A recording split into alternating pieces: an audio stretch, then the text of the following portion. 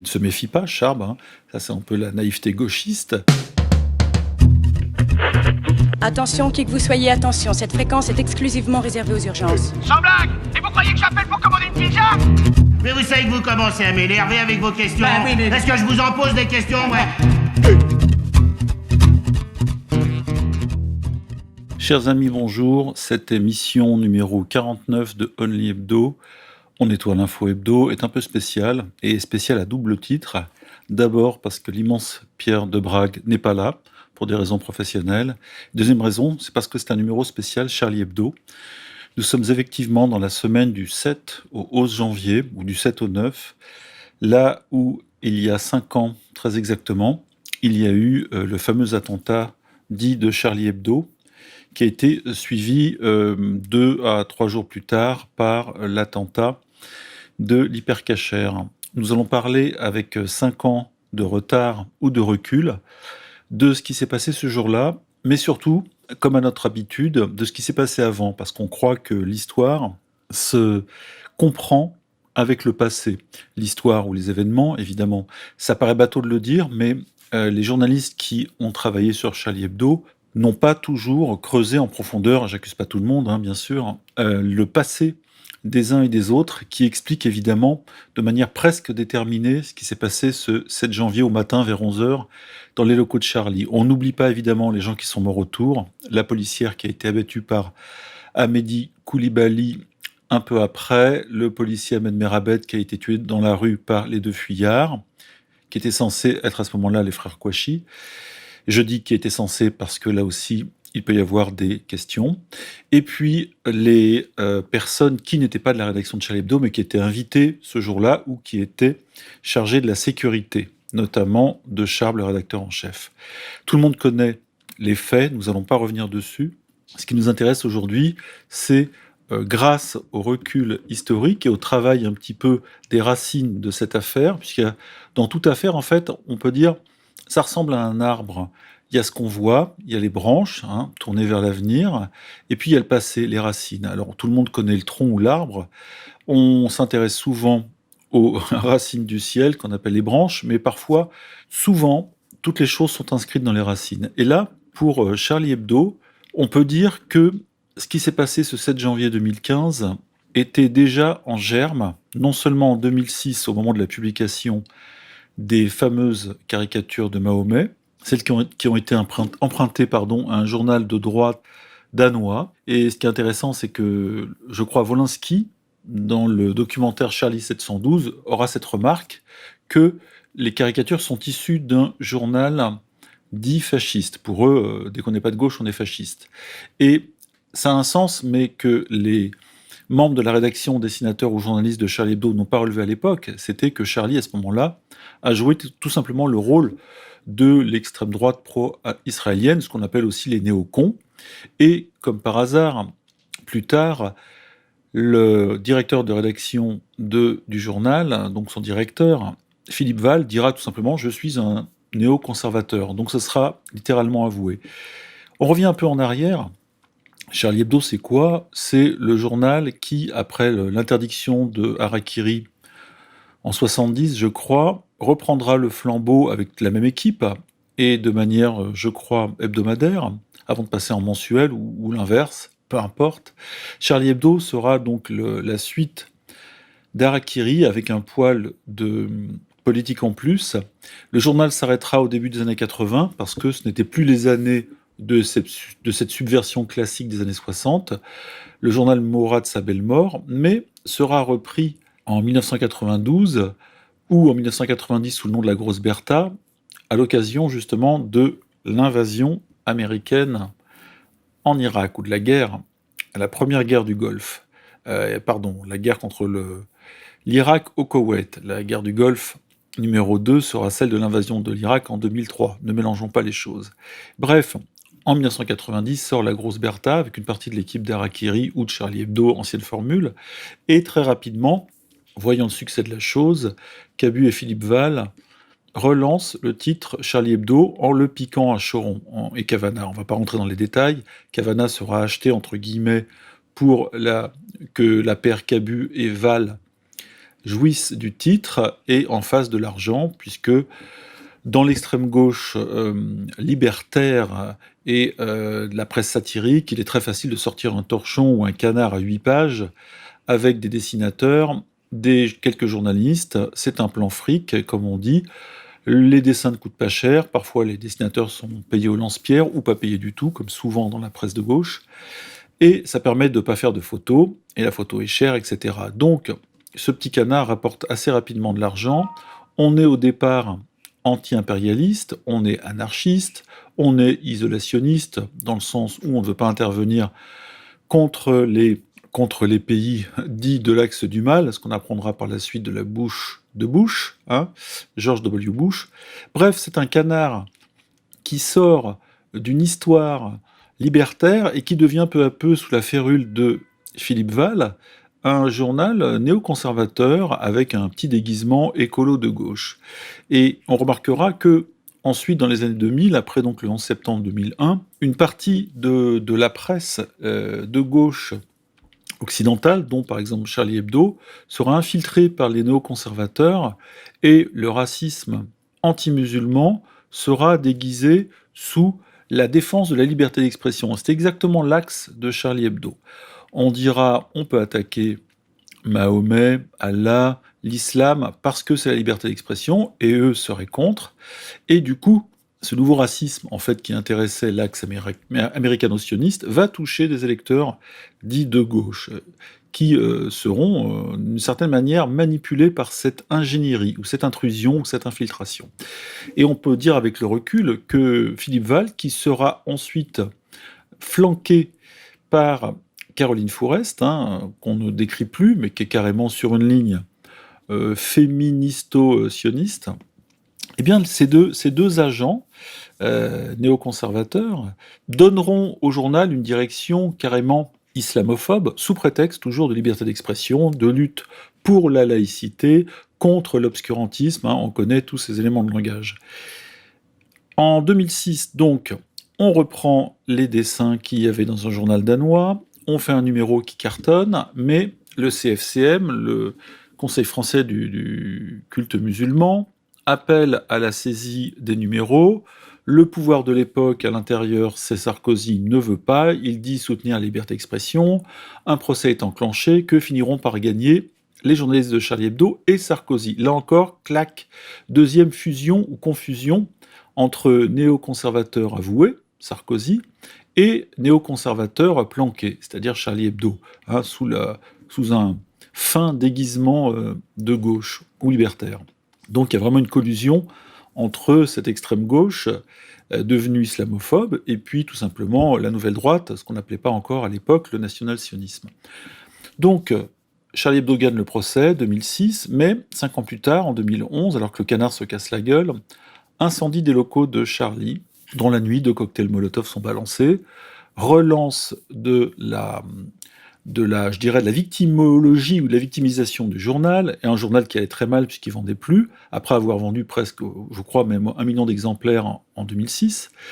Deuxième fois, ils font donc, et ça c'était juste avant la sortie du numéro sur la charia, hein, Charia Hebdo, donc en 2011, et là, avec le recul, on se dit que on prépare déjà dans l'esprit des gens un attentat. Je dis on, parce qu'on ne sait pas encore qui c'est, mais on peut supposer que les néoconservateurs avaient intérêt à donc d'abord, par l'infiltration, à transformer ce journal libertaire en journal néoconservateur, c'est-à-dire islamophobe, pour le coup, et ensuite à faire monter la sauce et les enchères en créant un débat sociétal en France entre justement les islamistes et les partisans ou les défenseurs de la laïcité. Je rappelle que Charp, qui deviendra ensuite rédacteur en chef du journal, recevra des mains d'un proche de Pierre Berger le prix de la laïcité. Bref, tout ça est très cohérent, et on voit qu'il y a une ingénierie en cours pour faire de Charlie Hebdo l'élément avancé, comme dans une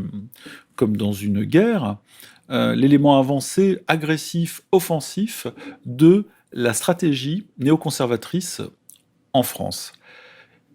Que se passe-t-il? Donc en 2011, les locaux brûlent, le journal se relance grâce à un numéro spécial, comme toujours, je crois qu'ils en vendent 500 000, j'ai pas les chiffres en tête, hein, mais on peut les retrouver facilement.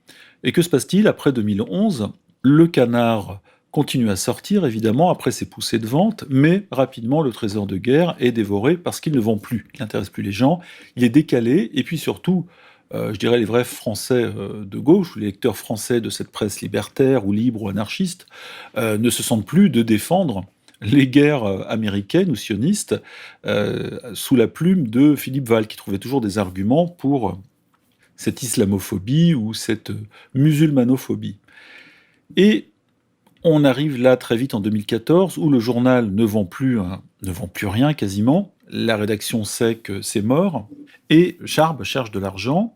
Il rencontre de la bouche même de Jeannette Bougrabe, qui était une proche de Sarkozy, un investisseur du Proche-Orient qui dit vouloir sauver le journal, etc. Il ne se méfie pas, Charb, ça c'est un peu la naïveté gauchiste, et ça c'était la veille de l'attentat. Et le lendemain matin arrive ce qui arrive, donc 12 personnes assassinées à la Kalachnikov par les deux hommes, donc les frères Kouachi, ou censés être les frères Kouachi, qui ont réussi à rentrer dans les locaux grâce au code donné par la dessinatrice Coco, qui n'avait pas le choix, la pauvre. Eh bien, c'est la version officielle, et de toute façon, personne ne peut nier les faits, sauf que on se rend compte avec le recul qu'il y a plus de zones d'ombre que de zones de soleil ou d'éclaircies dans cette affaire. Par exemple, c'est tout simple, et d'ailleurs ça rappelle ce qui s'est passé un peu plus tard en novembre, le fameux 4e tueur du Bataclan. On a une 3e personne qui a été vue par beaucoup de témoins, non seulement sur place, pas dans les locaux, mais en bas, dans la rue, qui donnait sur le locaux de Charlie Hebdo, donc une 3e personne qui était au volant, et aussi au moment où les frères Kouachi, qui à ce moment-là retirent leur cagoule, ils devaient partir au départ, donc dans la rue à Paris, je sais pas quoi, dans le 12e je crois, ou le 11e, retirent leur cagoule, et là une 3e personne est toujours au volant dans une autre voiture. Et donc on se pose la question, qu'est devenue cette personne qui a été formellement identifiée, mais comme une personne, comme une 3e personne, et pas comme une personne connue, ou connue des services peut-être, et donc par les témoins, et donc ça a disparu effectivement de la version officielle, et pourtant je crois que c'est Cazeneuve, Cazeneuve, à ce moment-là, qui était ministre de l'Intérieur, alors que Manuel Valls s'était passé depuis début 2014 Premier ministre, c'est Cazeneuve qui parle déjà officiellement d'un 3e homme. Donc c'est très officiel, mais ça sera oublié par la suite, on n'en parlera plus, alors que ça a son importance. À ce propos, le capitaine Paul Baril, qui s'y connaît en coups fumeux, et en coups de renseignement, et en coups de barbouze, a dit que pour faire un attentat, une opération homo, donc homicide, il fallait 3 personnes. Il fallait une personne qui tue, une personne qui sécurise le lieu de l'assassinat, et une personne qui serve pour la fuite ou l'exfiltration, c'est-à-dire, là en l'occurrence, un conducteur. Donc là, on avait bien 3 personnes. Il dit qu'en dessous de 3 personnes, ça devient très difficile de réussir une opération homicide. Et encore plus, un massacre comme ça a eu lieu ce 7 janvier vers 11h du matin, un mercredi. Donc, petit passage donc, sur les autres zones d'ombre, qui ont été relevées d'ailleurs par les proches ou les familles des victimes. On sait que, par exemple, que Maryse Wolinski, elle, a écrit un livre sur le sujet très intéressant, où elle fait part de ses doutes par rapport à la version officielle qui sera imposée à tout le monde, et que plus personne ne contestera. Alors là, je fais une petite incise, parce que, étant journaliste, on ne peut pas ignorer le travail qu'a fait Panamza sur le sujet, qui est un travail précis, factuel, voilà, et même si Panamza nous a un peu craché à la gueule, je salue sur ce sujet son travail de journaliste. Nous ne sommes pas chiens. Voilà, donc il y a eu aussi le questionnement des vidéos qui ont été faites par des personnes qui ont disparu. Je crois qu'il y avait un ouvrier polonais à ce moment-là qui a filmé une scène. La scène avec l'assassinat du policier Ahmed Merabet a été filmée aussi de manière très nette, etc., avec un son parfait. Et bien sûr, il y a aussi le cas Jeannette Bougrabe. Et puis, si je retrouve son nom, pas Frédéric, Elric, je crois, Frédou, qui était un officier de police judiciaire, je crois, qui était basé à Grenoble, et qui avait auparavant, je crois, été proche de Cazeneuve, si je ne m'abuse, qui a été assassiné le 7 janvier au soir. Et c'est un homme qui devait dérocher Jeannette Bougrabe, et il s'est suicidé. Malheureusement, on a appris, même de manière très tardive, et même post-mortem, qu'il était dépressif, ce que sa famille a nié, absolument. En tout cas, sa famille, ses proches. Donc on a là quelque chose, d'abord qui a été repris par la presse internationale, puisqu'évidemment ça a fait un buzz international, cet événement, enfin l'événement Charlie, hein. Et soudain, la piste Frédou-Bougrab abandonnée par les journalistes français. Alors par peur, par paresse, par la collusion classique médiatico-politique des élites françaises, on a plusieurs explications. On ne rentrera pas dans ces détails. Voilà, et puis il y a des questions qui se posent aussi sur le fait que les tueurs connaissaient exactement le moment de cette conférence de rédaction, et surtout une conférence de rédaction qui, ce jour-là, réunissait quasiment tout le monde. Ce qui est exceptionnel, puisque Charlie étant à ce moment-là en déshérence, il y a beaucoup de gens qui commençaient à lorgner ailleurs, et à ne plus croire à des conférences de rédaction qui, de toute façon, allaient servir un journal qui était quasiment mort. Et je parle là éditorialement, ou plutôt commercialement. Voilà, donc des pistes sont à étudier, et surtout, on peut, là aussi, de l'autre côté, puisque là on a parlé de Charlie uniquement, mais de l'autre côté, du côté des frères Kouachi, qui théoriquement sont les deux artisans de ce massacre, on peut remonter aussi la filière et leur préparation ou leur fabrication.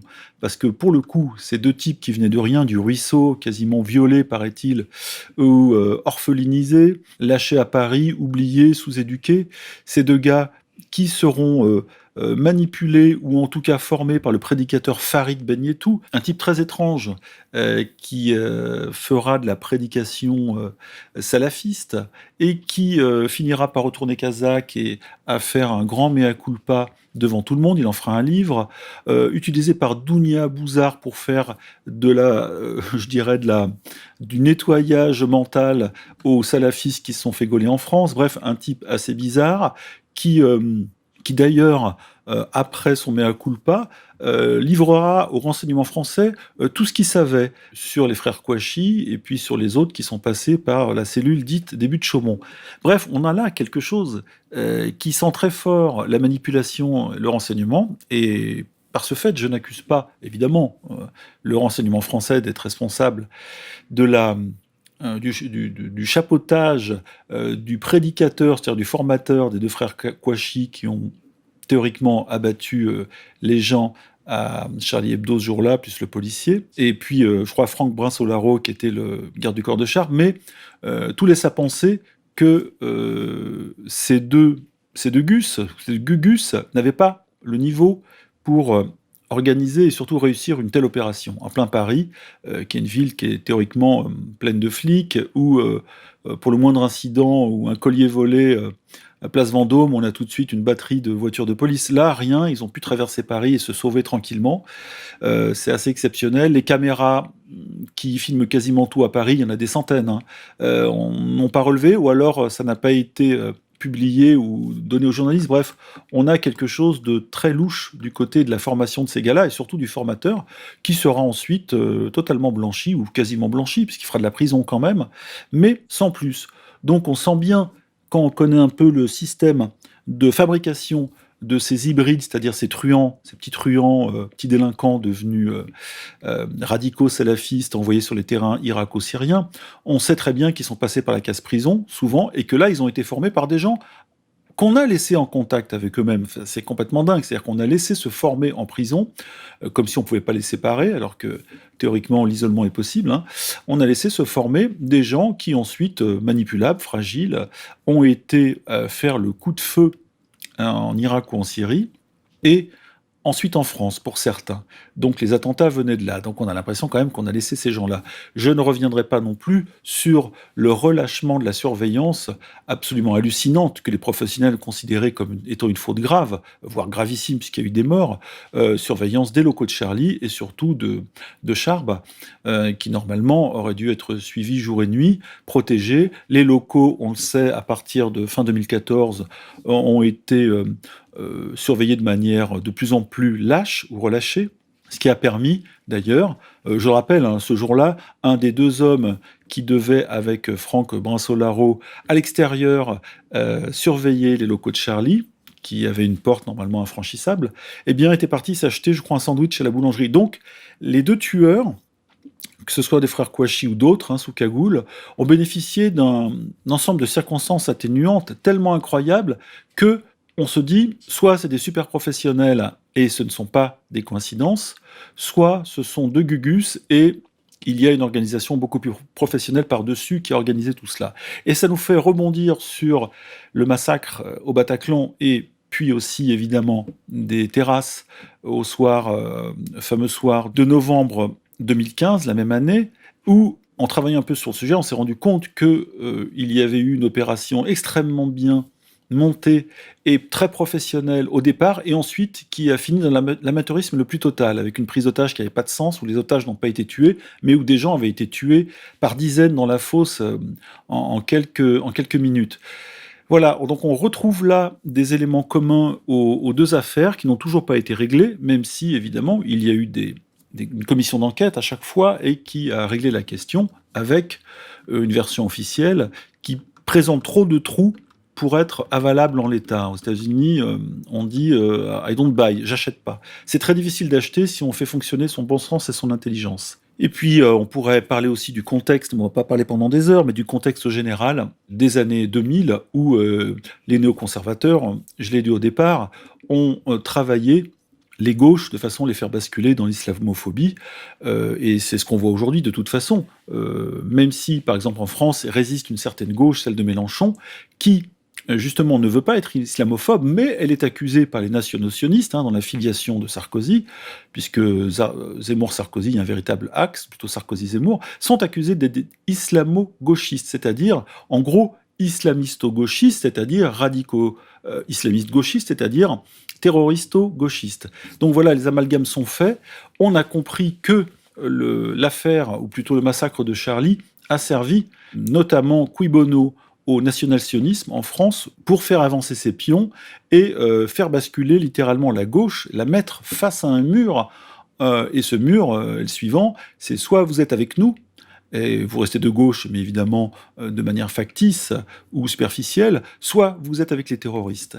Et voilà, la gauche a eu du mal à résister à cela, et on voit bien, c'est incarné par Manuel Valls, le traître à la nation, qui lui-même a obéi totalement aux ordres du CRIF à partir de 2014, pensant devenir le pauvre président à la place de François Hollande, et Manuel Valls qui a littéralement fait le jeu du CRIF, et surtout sous couvert là aussi d'un socialisme à peine rosacé, des intérêts néoconservateurs en France, ou en tous les cas netanyahiste. Et on peut dire maintenant que si on gratte un peu dans toutes les parties de cette affaire, que tous les chemins ne mènent pas à Rome mais à Tel Aviv, et que quand la paire Val-Fourest a pris véritablement en main le journal du point de vue de son idéologie, que les loups étaient entrés dans Charlie. Et quand Val et Fourest sont entrés dans Charlie, pour moi, c'était le signe que les autres loups, c'est-à-dire les frères Kouachi ou les hommes cagoulés qui sont entrés le 7 janvier, allaient aussi, eux, entrer dans Charlie. Donc les loups sont entrés de tous les côtés, que ce soit par le travail journalistique, dirons-nous, plutôt idéologique de Val et Fourest, et puis par tout simplement l'agression terroriste du 7 janvier. Et il reste de cette affaire un fumet absolument nauséabond de mensonges, de désinformations, de contre-vérités, et on n'est pas au bout, je pense, de nos surprises. Je parle même pas de l'enquête qui a eu lieu sur les armes qui ont été fournies à Koulibaly, et puisque là aussi on tombe sur quelqu'un qui servait de carrefour au renseignement. Bref, dès qu'on gratte un petit peu, on arrive non seulement du côté de services de renseignement, pas tous, français ou étrangers, et surtout, on voit bien que les commanditaires théoriques de ces opérations de tuerie, par exemple, même celui qui a formé le prédicateur Farid Benyetou, je crois il s'appelait Boubacar El Hakim, je ne sais pas si c'est son nom de guerre ou son vrai nom, et ben lui, en 2016, il a fini, donc un an après Charlie Hebdo, il a fini buté par un drone. Et souvent, on apprend que les commanditaires de ces attentats ou ces opérations finissent loin de nos yeux, tués par des drones. Et l'affaire, comme ça, finit dans le sable. Eh bien, on va se quitter là-dessus, colonel. Au revoir. Voilà, c'était Only H49. J'espère que je ne vous ai pas gavé, qu'on va pouvoir ouvrir sur d'autres pistes et que des témoignages viendront bientôt remettre un peu en selle une version plus crédible que la version officielle. Merci à tous.